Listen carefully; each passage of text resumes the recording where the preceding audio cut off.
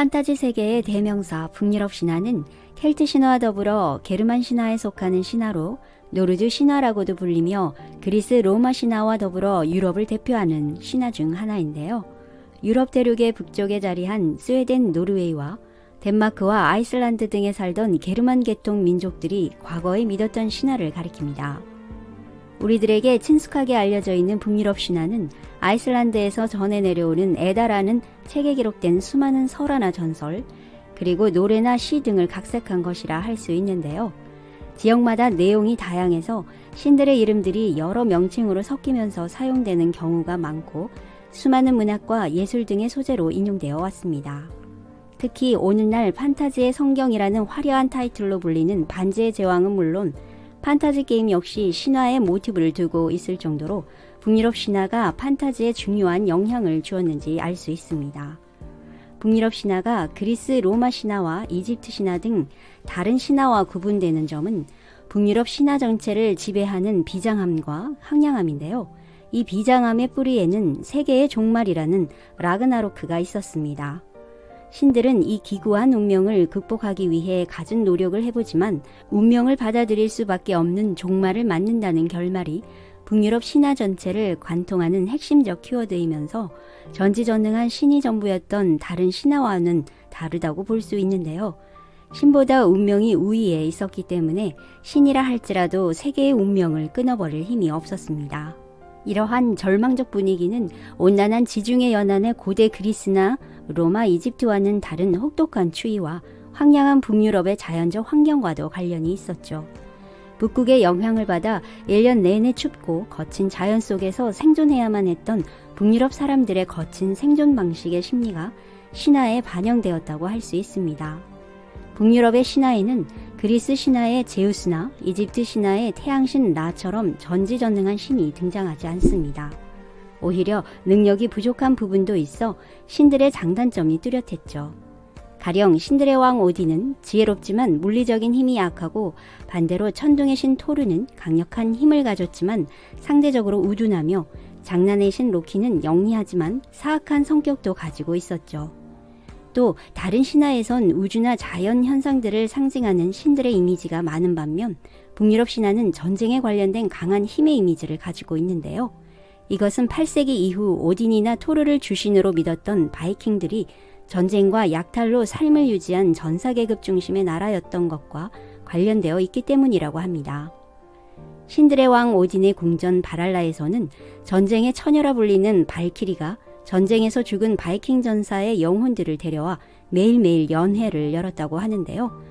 이들은 아침이 되면 서로 무기를 잡고 죽기 살기로 싸우지만 날이 저물면 전투에서 죽었던 사람도 다시 살아나 끝없이 나오는 돼지고기와 꿀로 빚은 술을 먹고 마시면서 놀다가 다시 해가 뜨면 싸우기를 반복했죠. 바이킹 전사들의 최종 목적은 라그나로크에서 오딘과 함께 거인족과 싸워 죽는 것이었는데 이 마지막 전투에 참석하는 것이 전사에게 있어서 최고의 영광이자 명예라는 바이킹의 독특한 세계관 또한 신화 속에 잘 나타나 있습니다. 북유럽 신화 속 세계는 총 9개의 세계로 구성되어 있는데요. 각각의 세계는 위그드라실이라 불리는 태초의 세계수 월드트리가 뿌리를 내려 지탱하고 있죠. 먼저 위그드라실 위쪽에는 신들의 세계로 에시르 신족이 사는 아스가르드를 중심으로 바니르 신족의 바나헤임, 그리고 독특한 캐릭터 엘프라 불리는 요정들이 살고 있는 알프헤임이 있습니다. 신들의 왕 오딘은 원래 에시르 신족으로 초기에는 바니르 신족과 대립하지만 이후 함께 힘을 합쳐 거인들과의 전쟁을 준비하게 됩니다. 그 다음 위그드라실 중간 세계는 인간들이 살게 되는 미드가르드가 있는데요. 미드가르드의 경계선 밖으로 거인족의 요트넴과 검은 엘프 또는 드워프라 불리는 난쟁이족이 사는 스바르트 알바헤임이 있었죠. 그리고 위그드라실 아래 북쪽 끝에는 차가운 얼음의 세계 니플헤임과 뜨거운 열기의 세계 무스펠헤임이 존재했는데요. 얼음의 세계 니플헤임의 깊은 땅속에는 사람이 죽으면 가는 사후세계 헬이 존재했습니다. 태초의 세계는 끝없는 공허를 통하는 긴눈가가프라 불리는 거대한 구멍과 북쪽에는 얼음과 눈으로 덮인 니플헤임과 남쪽에는 불꽃의 나라 무스펠헤임이 존재했습니다. 니플헤임과 무스펠헤임의 사이에 위치한 긴눈가가프에는 서리가 맺히고 강물이 생긴 동시에 태초의 생명 이미르라는 거인과 거대한 암소 아우둠나가 나타났는데요. 이미르는 서리에서 태어났기에 서리 거인이라고도 불렸습니다. 암소 아우둠나는 주변에 있는 얼음 속에 소금을 먹기 위해 얼음을 핥아 먹으며 젖을 만들었고, 거인 이미르는 그 젖을 먹고 자는 것을 반복했죠. 그런데 웬일인지 이미르는 자는 동안 땀을 무척 많이 흘렸는데요. 겨드랑이와 사타구니에서 수많은 서리거인들이 태어납니다. 땀에는 독성이 있어서 그런지 서리거인들은 태어날 때부터 난폭했죠. 그리고 아우둠나는 짠얼음을 핥아 먹다가 얼음 속에서 불이라는 이름의 아름다운 신을 발견하고, 이후 불이는 스스로 아들 보르를 얻게 되고, 보르는 어른이 되어 서리거인 베스틀라와 결혼합니다. 신인 보르와 서리거인인 베스틀라 사이에서 삼형제가 태어나는데, 이들이 바로 북유럽 최고의 신 오딘과 빌리와 베였습니다. 이 삼형제는 신족과 거인족의 피를 물려받았지만 어릴 때부터 소란스런 서리거인들을 싫어했죠. 그러던 어느 날 오딘 삼형제는 갑자기 나타난 운명의 여신으로부터 언젠가 서리거인들이 모두를 파멸시킬 것이라는 예언을 듣게 되는데요. 당황한 삼형제는 고민 끝에 자고 있는 태초의 거인 이미르를 살해해버립니다. 얼떨결에 살해당한 이미르의 몸에서 엄청난 양의 피가 쏟아져 나왔는데, 온 세상을 덮으며 서리거인들은 홍수 같은 피에 휩쓸려 죽게 됩니다. 이때 살아남은 일부 거인들은 자신들의 시조인 이미르가 신들에게 살해당한 사실을 알게 되었고, 이에 격렬하게 분노하죠. 이때부터 모든 거인들은 신들을 미워하기 시작했고, 언젠가 복수를 하겠다는 다짐을 하는데요. 거인들과 신들은 대립관계이지만 선과 악으로만 볼 수 없으며, 거대한 거인들을 북유럽의 거친 자연을 상징하는 존재들이라 해석되는 부분도 있습니다. 결국 오딘 삼형제의 황당한 행동이 훗날 신들과 거인과의 최후의 전쟁 라그나로크의 원인이 되어버리는 아이러니함을 낳기도 하죠. 한편 오딘 삼형제는 죽은 이미르의 몸으로 세상을 만들기 시작했는데요. 이미르의 두개골로는 하늘을 만들고, 뇌로는 구름을, 그리고 피와 살로는 바다와 땅을 만들었습니다. 그리고 뼈로는 바위와 돌을, 눈썹으로는 미드가르드의 울타리를 만들었죠. 이렇게 새로운 세상이 창조되었는데요. 세상을 창조한 오딘이 우연히 해변을 산책하다가 물풀레와 느릅나무 유목을 발견하고 그 두 나무를 인간형으로 조각하여 생명을 불어넣었다고 합니다. 그러자 나무는 금세 남자와 여자가 되어 움직이기 시작했고, 이것이 바로 인간의 탄생이었습니다. 신들의 왕 오딘은 항상 거인족이 신경 쓰였는데요. 언젠가 세상의 종말 라그나로크가 닥쳐왔을 때 우리 신족이 거인족에 대항하여 승리할 수 있을지 불안했던 것입니다. 그래서 오딘은 자신이 가장 신이 많은 헤임달을 시켜 신족의 나라 아스가르드와 중간계 미르가르드가 이어지는 무지개 다리를 24시간 지키며 거인족이 쳐들어오면 나팔을 불어 알려달라고 명령하죠. 그리고 오딘은 거인족을 이길 방법을 모색하며 지혜와 총명을 갈망하기 시작합니다. 결국 지혜를 찾아 오딘은 홀로 세계수 위그드라실에 있는 미미르의 샘을 찾아가죠. 이 샘물은 한 모금만 마시면 세상 그 누구보다도 더 똑똑해질 수 있다라고 하는 지혜의 샘이었습니다. 샘에 도착한 오딘은 샘을 지키고 있는 현자 미미르에게 물을 마시게 해달라고 부탁을 했고, 미미르는 그 대가로 오딘의 한쪽 눈을 달라고 요구하는데요. 이에 오딘은 기꺼이 자신의 한쪽 눈을 바치며 샘물을 마시게 되고 지금껏 몰랐던 세상 만물의 이치를 깨닫게 됩니다. 애꾸눈이 된 오딘은 이에 만족하지 않고 더 많은 지혜를 요구하고, 이번에는 자기 자신을 위그드라실에 매달아 스스로를 제물로 바치기까지 하며 지혜를 얻게 해달라고 기도하죠. 이렇게 거꾸로 매달려 죽은 상태로 9일이 지나고 오딘은 마법의 룬 문자를 이해할 수 있었으며 비로소 마법과 지혜의 신으로 거듭 태어나게 됩니다. 북유럽 신화의 주인공이라고 하면 신들의 왕 오딘이나 천둥의 신 토르를 떠올리는데요. 장난의 신 사고뭉치 로키야말로 진정한 주인공이 아닐까 싶을 정도로 온갖 사건에 관여하는 돋보이는 존재입니다. 여툰이라는 거인족 출신으로 장난을 즐기고 사기와 기만이 특기였죠. 로키는 신들과 반대되는 진영인 거인족에 편입된 존재였지만 신들과 친하게 지냈고 간혹 장난을 심하게 쳐도 영리하게 수습했습니다. 로키와 관련된 수많은 일화들이 전해지지만 그 중에서도 토르와 관련된 일화는 다양하고 유명하죠. 한 일화로 어느 날 집에 돌아온 천둥의 신 토르는 자고 있던 아내 시프의 아름다운 금발머리가 전부 잘려져 있는 모습을 보고 깜짝 놀랍니다. 토르는 아내를 깨워 무슨 영문인지 다그쳐 물어보지만 대머리가 된 아내는 울기만 할 뿐 말을 잇지 못했는데요. 이때 토르가 짐작가는 범인이 머릿속에 떠오릅니다. 바로 사고뭉치 로키였죠. 분노한 토르는 곧장 로키의 집에 쳐들어가 그의 멱살을 잡고 도대체 시프에게 무슨 짓을 한 거야? 라고 다그칩니다.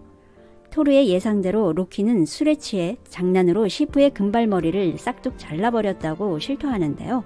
더욱더 충격적인 말은 머리카락의 뿌리까지 뽑혀 그녀의 머리카락은 더 이상 자라나지 않을 거라는 말이었습니다. 격분한 토르는 로키의 뼈를 하나하나 부러뜨리기 시작했습니다. 로키는 토르에게 죽지 않기 위해 방법을 찾아내야 했는데요. 난쟁이 드와프 쪽을 찾아가 어떻게든 시프의 머리카락을 새로 만들 것을 부탁해보겠다 하며 간청하고 겨우 풀려납니다. 그리고 곧바로 손재주가 좋은 이발디의 세 아들들과 이들의 라이벌인 브로크 형제간을 번갈아 찾아가서 약을 올리며 서로를 이간질시키는 아이디어를 냅니다. 이들은 로키의 꾀에 넘어가 서로 펄쩍 뛰면서 무슨 말 같지 않은 소리야, 우리가 최고의 대장장이야 라고 반응을 보이는데요. 로키는 기다렸다는 듯이 그렇다면 각자 보물들을 만들어서 서로 경쟁해보는 건 어때? 단 보물들 중 하나는 토르의 아내 시프를 위한 금발 가발이 포함되어야 해. 이렇게 조건을 걸고 가발을 완성하면 토르가 기뻐하여 너희들을 지켜줄 거야 라고 약속하며 이들을 속이는데요. 결국 로키의 이간질에 넘어간 드와프들은 로키의 제안을 수락하며 최고 대장장이의 이름을 걸고 신들 앞에서 실력 대결을 펼칩니다. 로키의 기발한 계략으로 지프에게 줄 저절로 자라나는 금발 가발도 얻게 되고 토르와 여러 신들은 드와프들로부터 여러 가지 멋진 보물들을 손에 넣을 수 있게 되는데요. 대표적인 보물 중 하나가 바로 오딘의 창 궁리르였습니다. 던지면 적을 알아서 찌르고 주인의 손으로 돌아오는 무기였죠. 또 드라프니르라는 아름다운 금팔찌는 놀랍게도 9일마다 똑같이 생긴 9개의 금팔찌를 생산해낼 수 있는 팔찌여서 오딘은 이후 엄청난 부를 소유하게 됩니다. 이외에도 모든 보물 중에서 신들이 가장 뛰어나다고 칭찬한 물건은 바로 천둥의 신 토르의 상징이 되는 강력한 망치 멸미르였습니다. 로키의 장난으로 손잡이가 짧아져 한 손으로만 잡아야 하는 단점에도 불구하고 토르는 만족스러워했죠. 멸미르로 신들의 세계를 위협하던 서리거인들과 괴물들을 마구 때려잡기도 하는데요. 하도 많은 거인들을 죽여서 나중에 거인들은 토르만 보면 그 자리에서 공포에 질려했고 멸리르는 아스가르드를 지키는데 매우 큰 역할을 합니다. 이렇게 로키는 신들에게 사고를 치기도 했지만 그들에게 없어서는 안 될 큰 보물들을 안겨주기도 했기 때문에 신들로부터 마냥 미워할 수만은 없는 양면적인 존재였습니다. 라그나로크란 신들의 최후 세상의 종말이란 의미를 가지고 있지만 신들의 황혼이란 문학적인 표현으로 번역되기도 하는데요. 일반적으로는 신족과 거인족 간의 전쟁으로 인한 세상의 종말로 성경의 요한계시록의 아마겟돈과 유사한 종말론입니다.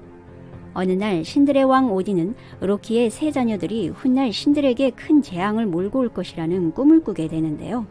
놀란 오딘은 곧바로 로키를 불러 내가 꿈에서 자네가 서리거인 땅에서 여자 거인 앙그르보다와 함께 있는 것을 봤는데 너희 둘 사이에 3명의 아이들이 보이더군.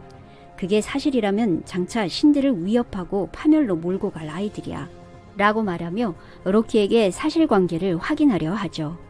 현재 로키는 부인 시긴과 함께 두 아들을 키우며 살고 있었지만 오딘의 말대로 로키는 이전에 부인 몰래 바람을 피워 낳은 독특한 3명의 자녀들이 있었는데요. 펠리르라는 늑대와 요르문간드라는 거대한 뱀, 그리고 헬이라고 불리는 막내딸이었습니다. 오딘의 말을 들은 로키는 웬일인지 순순히 숨겨두었던 자녀들의 존재를 인정했고 사실이 확인되자 오딘은 곧바로 천둥의 신 토르와 전쟁의 신 티르에게 거인의 땅 요툰헤임에 있는 로키의 세 자녀를 아스가르드로 데려오라고 명령하죠. 오딘의 명령을 받고 토르와 티르는 긴 여정을 거쳐 요툰헤임에서 로키의 자식들을 납치해 데려오는데요. 이 과정에서 서리거인들도 감당이 안 되는 세 자녀들이었는지 저항 없이 지켜보기만 할 뿐이었죠. 그런데 이 사건은 단순한 사건이 아니었습니다. 훗날 신들의 세계가 파멸되는 결정적인 원인이 되어버린다는 것을 아무도 상상하지 못했으니까요.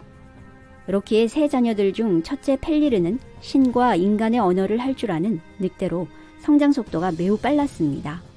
처음 토르와 티르가 펠리르를 요트네임에서 데려나올 때만 해도 강아지만 했던 펠리르는 어느새 곰보다 더 큰 덩치로 성장했죠. 펠리르는 신들과 사이가 좋았고 특히 티르와는 절친했지만 유독 오딘만이 꿈속에서 자신을 위협한 펠리르를 두려워했죠. 펠리르의 무서운 성장 속도에 오딘은 더 이상 방치할 수 없었습니다. 공리 끝에 신성한 아스가르드를 피로 물들일 수는 없어 펠리르를 묶어두기로 결정하고 드와프들에게 절대 끊을 수 없는 마법의 사슬을 만들어달라고 부탁하죠. 이에 드와프들은 세상에 없는 6가지 재료, 고양이의 발소리, 여자의 수염, 산의 뿌리, 곰의 힘줄, 물고기의 숨, 새의 침을 모아 영원히 끊을 수 없는 사슬 글레이프니르를 만들어내고 마법까지 부여합니다. 이제 펠리르를 어떻게 묶을지가 문제였는데요. 이상한 낌새를 눈치챈 펠리르가 묶이기를 거부했습니다. 신들은 글레이프니르를 끊을 수 있다면 너를 자유롭게 풀어주겠다 라고 설득하죠. 펠리르는 당신들이 날 배신할 수도 있으니 너희들 중 한 명의 손을 내 입으로 물고 있게 해주면 너희 제안을 따르겠다 라고 합니다. 신들은 자신의 손이 잘릴 것이 분명했기에 난처했는데요. 이때 펠리르와 친했던 티르가 나서자 이제서야 펠리르도 묶이는데 승낙합니다. 신들은 재빨리 사슬로 펠리르를 묶어버렸고 펠리르는 힘을 다해 사슬을 끊으려고 했지만 마법의 사슬은 끊을 수 없었습니다. 신들은 환호하며 조롱까지 하는데요. 이런 신들에게 속은 것을 눈치채고 또 믿었던 티르에게 배신까지 당했다고 생각한 펠리르는 원통했습니다. 그는 울부짖으며 티르의 손목을 물어 뜯어버리고는 오딘을 바라보며 신들이 나를 배신하지 않았다면 나는 너희들의 친구가 되었을 것이다. 하지만 오딘 당신이 나를 두려움 때문에 배신한 이상 나는 최후의 날에 반드시 당신을 죽여버릴 것이라고 저주했습니다. 그렇게 펠리르는 오랫동안 글레이프니르에 묶인 채 복수의 시간을 기다리게 되고 훗날 세계의 종말 라그나로크가 일어나 풀려나게 되면서 그가 저주한 대로 신들의 위협적인 존재가 됩니다. 로키의 둘째는 요르문간드라는 뱀으로 이 뱀도 펠리르와 마찬가지로 폭풍 성장했는데요. 요르문간드는 가까이 오는 신들을 향해 시커먼 독을 뿜어내고 경계한 바람에 오딘은 미드가르드를 둘러싼 바다에 요르문간드를 던져버립니다. 바다에 던져진 뱀은 시간이 지나 점점 커져 미드가르드 전체를 자신의 몸으로 감쌀 정도로 성장합니다. 마지막으로 로키의 셋째는 헬이라는 이름의 여자아이였는데요. 헬의 오른쪽 얼굴은 아름다운 소녀였고 왼쪽은 썩은 시체의 두 얼굴을 하고 있었죠. 이러한 괴이한 모습에도 죽은 자들은 그녀를 잘 따랐고 헬도 이들을 보호했습니다. 오딘은 크게 반항하지 않은 헬이 거슬리지 않았기 때문에 암흑세상으로 그녀를 데려가 그곳에서 죽은 이들을 다스리게 했는데요. 헬은 오딘의 명령에 따랐지만 훗날 헬 역시 신들에게 종말을 선사하는 존재로 성장하죠. 이런저런 우여곡절 끝에 신들의 재앙거리인 로키의 세 자녀 문제는 일단락되고 신들은 평화로운 시간을 다시 되찾은 듯 했습니다. 하지만 오딘이 자신의 자식들을 괴롭히는 모습을 보고 있던 로키의 마음 한쪽에서는 점점 신들에 대한 증오심이 자리 잡고 있었죠. 한편 오딘에게도 많은 자식들이 있었지만 그 중에서도 자신의 후계자로 생각하고 있는 빛의 신 발드르는 오딘의 큰 자랑이었습니다. 발드르는 신들 중에서도 가장 선하고 아름다우며 자비와 현명함까지 갖추어 모든 신들의 사랑과 찬양을 받았죠. 단 한 명만을 제외하고 말인데요. 이 발드르를 미워하고 질투한 이는 신들을 증오하는 바로 로키였습니다. 어느 날부터인지 발드르는 구름이 불타오르고 끝나지 않는 겨울이 계속되어 세계 종말이 다가오는 악몽에 시달렸는데요. 악몽으로 창백해지고 빛을 잃어가는 발드르는 아버지 오딘에게 악몽에 대해 얘기합니다. 불길한 징조로 여긴 오딘은 해몽을 위해 예언가 발라를 찾아가는데요. 이 예언가 발라가 로키의 아내 앙그르보다라는 설도 있습니다. 발라는 오딘의 아들 발드르가 곧 죽을 것이라는 충격적인 말을 하고 그로 인해 세상은 종말을 맞이하게 될 것이라는 예언을 남기고 사라집니다. 날벼락 같은 이야기에 오딘은 자신의 아내 프리그에게 발라의 예언을 이야기하는데요. 이 말에 불안해진 프리그는 9세상을 돌아다니며 물, 불, 질병, 동물 등 세상의 모든 것을 찾아가서 자신의 아들 발드르를 해치지 않겠다는 약속을 일일이 받아냅니다. 모든 신들과 만물들에게서 사랑을 받고 있던 발드르였기에 모두가 다 약속을 하지만 프리그가 약속을 받아내지 않은 유일한 대상이 있었는데요. 바랄라 서쪽에 있는 떡갈나무에서 자라나고 있는 겨우살이였습니다. 프리그는 이 겨우살이가 너무 어리고 연약해 보여 굳이 약속을 받을 필요가 없다고 생각했던 것이죠. 이 겨우살이를 제외한 세상 모든 만물에게서 약속을 받은 프리그는 이제 발드르가 불사의 존재라고 선언하며 안심하죠. 신들은 발드르에게 돌을 던져보고 무기를 휘둘러 보지만 이 모든 것이 발드르의 몸에서 그냥 튕겨져 나갈 뿐이었습니다. 그러나 이때 로키는 프리그를 속여 그녀가 유일하게 약속을 받지 않는 것이 겨우살이라는 사실을 알게 되는데요. 당연히 로키는 이를 이용하기 위해 앞이 보이지 않는 발드르의 동생 호두에게 접근합니다. 그리고 겨우살이로 만든 작은 창을 손에 쥐어주며 다른 신들처럼 불사신이 된 발드르에게 창을 던지며 함께 놀아보라고 부추겼는데요. 무기가 생긴 호두는 기뻐하며 로키가 알려준 방향으로 정확하게 창을 던졌는데 그 순간 비명소리가 터져나왔습니다. 바로 호두가 던진 작은 창에 발드르가 죽어버린 것입니다. 결국 발드르의 갑작스런 죽음으로 모든 신들은 헤어나기 어려운 슬픔에 빠지게 되고 오딘은 발드르의 장례를 치른 후 로키가 호두를 이용해 발드르를 죽였다는 사실을 알게 되죠. 분노한 오딘과 신들은 사건의 원흉인 로키를 찾아 나섰고 도망치려던 로키를 가까스로 사로잡아 그가 보는 앞에서 그의 자식들이 서로를 죽이게 만들고 게다가 그렇게 죽은 자식들의 창자로 로키를 꽁꽁 묶어 그 위에 커다란 뱀이 로키의 얼굴에 독을 떨어뜨리도록 매달아 놓습니다. 이때 독이 얼굴에 떨어질 때마다 고통스러워하는 남편을 보고 그의 아내 시긴이 남편의 곁을 지키며 큰 그릇으로 독을 받아냈지만 독이 꽉 찬 그릇을 비우러 갈 때마다 로키는 고통스러웠습니다. 이렇게 로키가 고통에 못 이겨 몸부림칠 때마다 주변이 흔들리게 되고 미드가르드에서는 이러한 로키의 몸부림을 지진이라 불렀는데요. 바로 이때 세상의 종말 라그나로크가 일어나기 시작합니다. 길고 긴 처절한 겨울이 시작되자 대지는 온통 얼어붙고 많은 인간들이 굶어 죽어가는데요. 설상가상으로 크고 작은 전쟁들이 계속되고 거대한 지진이 온 세상을 흔들어 버립니다. 이 지진으로 인해 마침내 로키의 고통의 속박과 그의 아들 펠리르의 사슬이 풀려버리죠. 풀려난 펠리르는 세상을 집어삼킬 기세로 입을 벌리며 날뛰고 미드가르드를 감싸고 있던 요르문간드는 독을 뿜어 바다에 사는 모든 생물들을 죽이고 지상으로 올라오죠. 그리고 오랜 시간 동안 신들에게 당하고만 살았던 서리거인들과 사후세계를 다스리고 있던 헬도 저승의 군대를 총동원해 로키와 힘을 합쳐 쳐들어오게 됩니다. 게다가 무슨 일인지 무스펠헤임에서는 불의 거인 수르트가 그의 부하들을 데리고 신들을 향해 쳐들어오죠. 이렇게 많은 세력들이 연합해 한꺼번에 신들을 공격해 오고 있다는 소식에 오딘과 신들은 너무나도 당황했습니다. 오딘은 급히 총비상령을 내려 모든 신들과 바랄라의 전사들에게 비그리드라는 전장에서 적들과의 최후의 전투를 선언하고 출발합니다. 마침내 처절한 최후의 전투가 시작되고 곳곳에서 신들과 거인들이 서로 죽이고 죽입니다. 천둥의 신 토르는 거대한 뱀 요르문간드를 멸류로 때려 죽이지만 토르 자신도 요르문간드의 독에 중독되고 전사하고 말죠. 로키 역시 헤임달과 싸우다 서로 치명상을 입어 죽게 되고 마지막으로 신들의 왕 오딘 역시 펠리르의 저주대로 그에게 잡아먹혀버리는데요. 오딘의 죽음으로 신들의 패배로 끝나는 듯 보였지만 펠리르 역시 오딘의 아들 비다르에게 그 거대한 입이 찢어져 죽음을 당합니다. 이후 전투의 양상이 급변하는데요. 갑자기 불의 거인 수르트가 불타는 칼을 휘둘러 싸우고 있던 신과 거인 할 것 없이 지상과 하늘 세상 모든 것을 불태우고 수르트 자신도 스스로 불에 타 사라져버립니다. 이렇게 세상의 종말 라그나로크는 끝이 나는데요.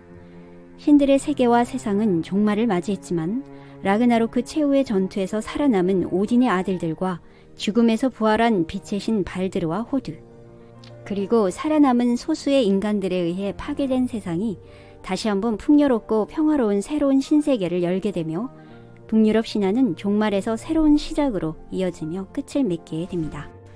정리한 영상은 여기까지입니다. 시청해주셔서 감사합니다.